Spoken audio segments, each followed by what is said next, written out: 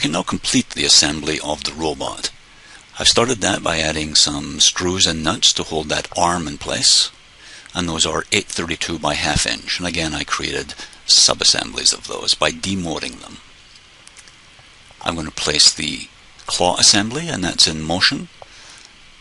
So claw kit, and it's a fairly large sub-assembly. It contains the claw, the grippers, a motor, and some angled pieces to assemble it onto the arm. I'm going to rotate that around. You can see there are eye mates on the nuts and bolts there that will allow us to make it easier just to attach it to the arm.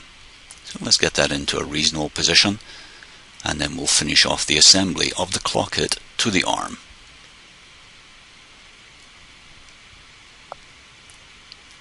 It's going to be on those bottom holes. I'm going to choose the lower one. It's probably the easier one because I can see it. And once we have that first one in place, the second one will be quite easy to do as well.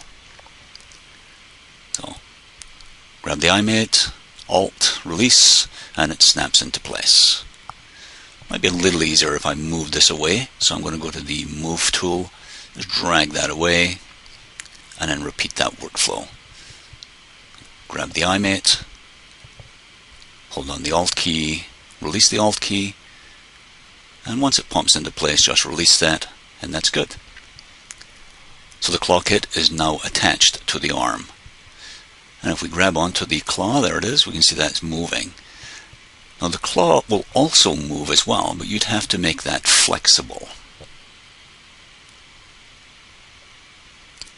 After reviewing the design with our team, we thought it would perhaps be better to support that vertical column with this bar 20 hole bend. So what we've done is we've taken a standard piece, just bend it around to an angle, just we custom made that, and then bolted it onto the front and onto the vertical column. To do that, we used the 832 by 1/4 inch long screws and the caps nut on the back, and of course combined those or demoted those into that sub-assembly. And I called it 832 by 250 support. So with the addition of those supports, the modeling of the virtual robot is now complete.